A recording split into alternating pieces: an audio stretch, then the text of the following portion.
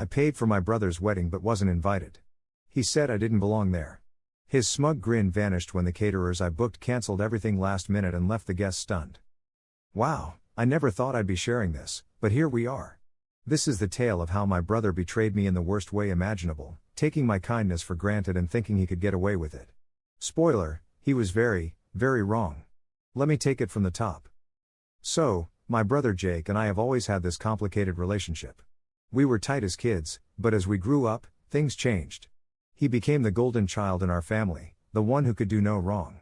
Our parents treated him like he was perfect, always praising him and brushing off his mistakes.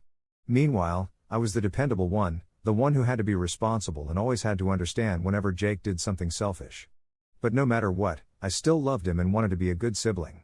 So, when he announced he was getting married, I decided to help out big time. Jake and his fiancée, Emily, had their dream wedding all mapped out, but there was one little hitch: they couldn't afford it. The venue, catering, decorations, dress, flowers, you name it, it was way beyond their budget. So, seeing how stressed they were, and despite our rocky past, I decided to make a big gesture. I offered to pay for the whole wedding as a gift, not a loan or a split payment.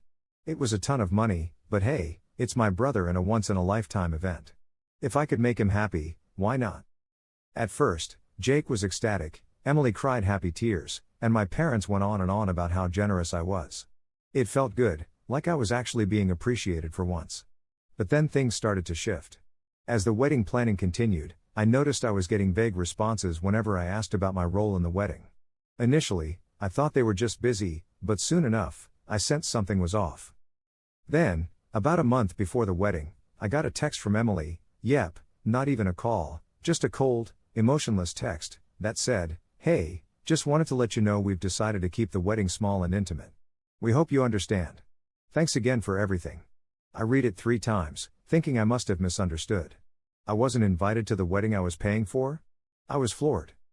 I called Jake, but he didn't pick up, so I texted him asking what was going on.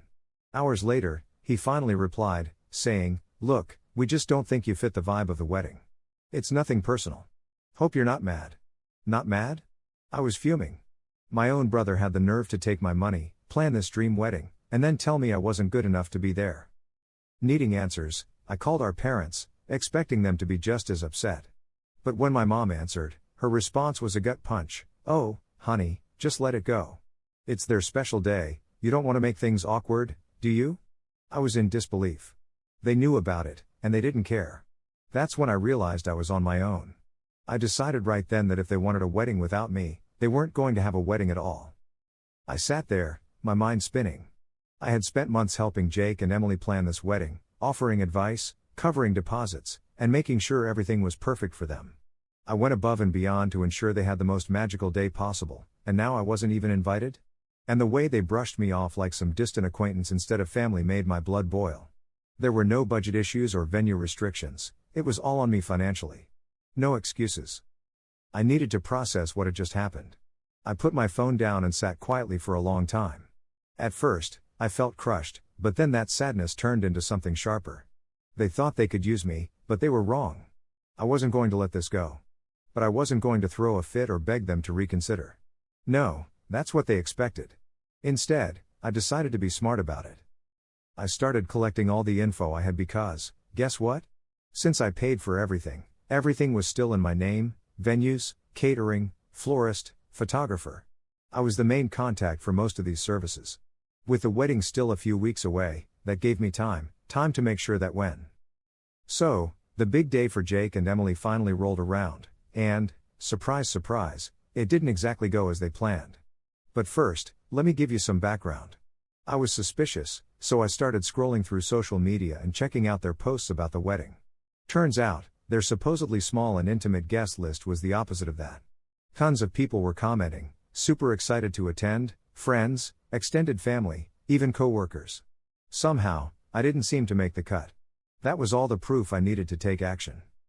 I took a deep breath, pulled up my emails, and started making some calls. First up, the venue. I dialed the number and a polite woman answered, "Hello, this is Willowcrest Events. How can I assist you?" Keeping my tone professional, I said, "Hi, I'm calling about the wedding for Jake and Emily on the 17th. I actually booked it, and we need to talk about some changes."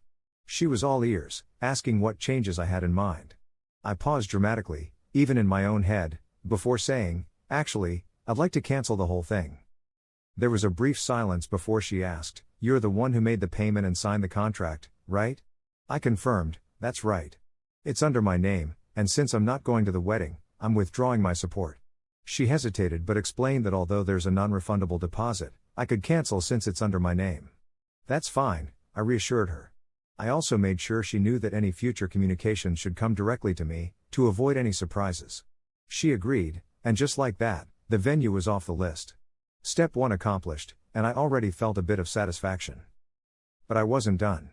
Next, I tackled the catering. Jake and Emily had this fancy menu planned with multiple courses, an open bar, and an elaborate cake they'd been bragging about for months. Again, I paid for all of it. I called the catering service and went through the same drill, letting them know plans had changed and we needed to cancel. The woman on the phone reminded me of the cancellation fee, but I didn't care. I told her to cancel it all. And with that, no catering was on the way. Step 2, check. Feeling a little smug, I continued down the list: the florist, the photographer, the decorations. Call after call, I cancelled it all. Each call felt like I was reclaiming my dignity, undoing every bit of manipulation Jake and Emily tried to pull on me. By the end of it, the entire wedding was reduced to an empty venue, one they couldn't even use anymore. Now, all I had to do was sit back and watch. Jake and Emily were completely clueless about what was coming. In the days leading up to the wedding, it was eerily quiet, no contact from them whatsoever. It kind of amazed me that they hadn't figured it out yet. You'd think someone would have clued them in, right? Still, I wasn't going to spoil the surprise. The night before the wedding, my phone rang. It was my mom. I almost let it go to voicemail, but my curiosity took over. I answered casually, "Hey, Mom," and was met with pure chaos, shouting, panicked voices, my mom's breathless tone. "What did you do?" she asked sharply. I leaned back, a satisfied grin spreading across my face. "I don't know what you mean," I replied. She wasn't having it. "Don't play dumb," she snapped. "Jake just called. He went to check the venue and found nothing, no decorations, no tables, no setup. The staff said it was cancelled." I feigned surprise. "Wow, that's weird. Maybe he should ask whoever actually planned the wedding." Silence. Then she spoke again, quieter this time. "You cancelled everything, didn't you?" I didn't even skip a beat. "Of course I did. I paid for it. It was in my name. And since I wasn't invited, why should I pay for something I'm not welcome at?" There was a sharp intake of breath on her end. "You ruined your brother's wedding," she accused. "No," I corrected calmly, "he ruined it when he cut me out after using me. I just made sure he faced the consequences." In the background, I could hear Jake yelling, adding to the chaos. What a situation, right? So, it all kicked off when someone got furious because there was no food. Turns out the caterer bailed last minute. We were less than 12 hours from the wedding kicking off, and trust me, I could practically feel the chaos from a distance. Guests were going to arrive for what was supposed to be an amazing shindig, only to find, well, nothing. My mom was on the phone, in total disbelief, blaming me for the mess, and I simply said, "Yup, I did it," before hanging up. I wanted to see how this little disaster would unravel. As the big day dawned, I could only imagine Jake and Emily walking into a completely empty venue, no chairs, no flowers, no food, zilch. Just a big, pricey, empty room. I made myself some coffee and scrolled through my phone. Then, as if on cue, the texts started rolling in. Jake was freaking out, demanding to know what I did, while Emily was calling me selfish. I took my time, sipping my coffee before replying, "I wasn't invited, remember?" There was radio silence for a bit, but then Jake started ringing my phone. I let it ring a few times before picking up, acting all innocent like, "Oh, something wrong with the wedding?" Jake was losing it on the other end, ranting about the missing food and flowers. I played dumb, saying maybe he should talk to the person who planned it. Oh wait, that was me. It felt like sweet revenge. Emily was in the background, desperately trying to salvage the day, but I quickly reminded Jake that the venue was booked up for months, so no dice. His voice got all desperate, practically begging, but I held firm. Before hanging up, I reminded him not to take advantage of people who actually care. But the fun wasn't over. The real chaos kicked in with the messages from family and friends arriving at the venue, wondering where the heck everyone was. A part of me felt a little satisfied watching the chaos unfold, but then I started feeling a twinge of guilt. All these people had traveled and taken time off for this. Still, Jake and Emily had treated me poorly, so maybe they needed to learn a lesson. My phone kept buzzing with updates from Aunt Karen and Uncle Ray as they tried to figure things out, only to find the whole thing was a mess. So here's the deal, I started to realize something big was brewing. It wasn't just about getting back at Jake and Emily, it was about a lifetime of putting up with their selfishness. I'd done so much for them, and what did I get? Nada. I watched as the chaos unraveled at their wedding from my comfy couch, feeling oddly satisfied. Everyone was texting about the disaster. Aunt Karen and Uncle Ray were freaking out, saying things like, "The wedding's cancelled. And the whole thing's off." I couldn't help but chuckle at the thought of Jake and Emily having to explain the mess to everyone. It was meant to be their happiest day, and now it was a catastrophe. Then, the unexpected, frantic calls and texts from Jake and Emily, begging for help. Emily's messages were desperate, no trace of her usual smugness. Jake, who had fired me from helping with the wedding weeks ago, was now pleading for my rescue. The irony was too real. Did I want to help? Nah, part of me wanted them to face the music. But then, I felt something else, a sense of power. They needed me. After everything they'd done, here they were, desperate. It was my time to take the upper hand. So, I let Jake know I'd help, but it had come with a catch. No more treating me like a nobody. They'd have to show me some respect. And just like that, they knew they were in my debt, big time. So there was this long pause again, and I could almost see the gears turning in Jake's head. It seemed like he was trying to balance his pride against the mess he was in. Finally, he blurted out, I can do that. I'll let everyone know. Just please, we need your help." That's all I needed to hear. Knowing they were stuck and had to admit they needed me felt pretty good. I told him, "All right, I'll get things sorted," with a bit of an edge in my voice. But I reminded him, "Remember this moment, you can't just treat people like garbage and expect them to always bail you out."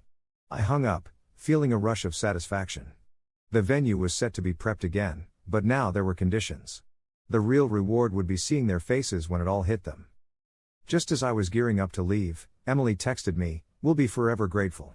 Please make this right." I paused for a second, enjoying the feeling of having the upper hand. I replied, "You'll be grateful when I say you will be. See you at City Hall." With that, I left my place, ready for the wedding showdown. Everything was set for the big finale, but I still had no idea how it would all wrap up. When I got to City Hall, the vibe was so not wedding-like. An awkward tension filled the air, like everyone knew something was off but just couldn't pinpoint it. The small crowd in the lobby looked uncomfortable, whispering in little groups. Jake and Emily were over by the front desk, looking more like they'd fought a war than a couple about to get hitched. They saw me and their faces lit up with a mix of relief and nerves. "Thank you for coming," Emily said shakily, almost looking at me like I was some kind of savior. Jake, still holding on to his pride, just nodded without meeting my eyes. I walked over slowly, soaking in the tension. There were no flowers, no big decorations, just a bare room with some chairs and a judge at the front. It looked more like a courtroom than a wedding venue. I joined the small group of guests. They gave me tentative smiles, but let's be real, no one was thrilled to be there. Everyone was expecting a big celebration, but instead, they were stuck in a weird limbo, unsure about why everything was off. As I sat down, I couldn't help but feel a small thrill. Jake and Emily's perfect wedding day was unraveling in front of them. The ceremony started, and the judge went through the usual motions, but no one was really paying attention. Emily kept sneaking glances at me, hoping for some kind of signal that things would be okay. Jake looked like he was stewing, probably kicking himself for ever pushing me away. Then, just as they were about to exchange vows, something surprising happened. The door opened, and in walked a familiar face, the catering manager from their original wedding venue. Everyone turned to look, and for a second, there was total silence. Jake went pale, and Emily's mouth dropped open. "What are you doing here?" Jake snapped, his voice icy. The catering manager walked up to Emily and handed her a big envelope. "I thought you'd want to see this," he said flatly. Emily, hands trembling, tore it open. Her expression went from confused, to shocked, to furious. It was a cancellation notice, a legal document showing their booking was voided. They hadn't paid their fees, and now they had a hefty fine for breaching the contract. "You're lucky I came to let you know," the catering manager said. "You should have taken care of your business." Right then, in front of everyone watching this mess unravel, Emily broke down. I thought we were getting married today," she whispered, as reality hit her. Jake's face turned beet red. He stormed toward the catering manager, his anger boiling over. "This is your fault. You were supposed to have everything under control." But the manager didn't budge. "Maybe you should have been more responsible," he replied. "But hey, that's what happens when you treat people like they don't matter." I watched it all play out, feeling every moment of it.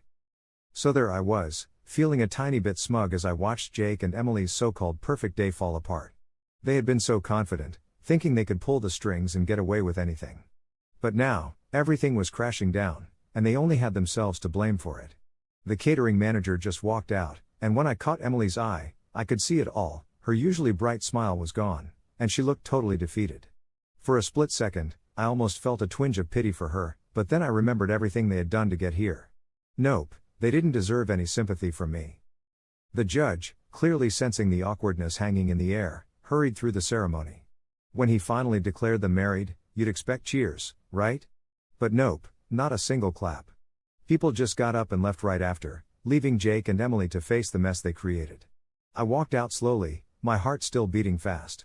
It had been one emotional roller coaster of a day, but I knew I'd done the right thing. I had finally taken control and made them pay for the way they treated people. As I stepped outside, I couldn't help but grin. It was like the ultimate payback, and one thing was for sure, Jake and Emily wouldn't be forgetting this day anytime soon.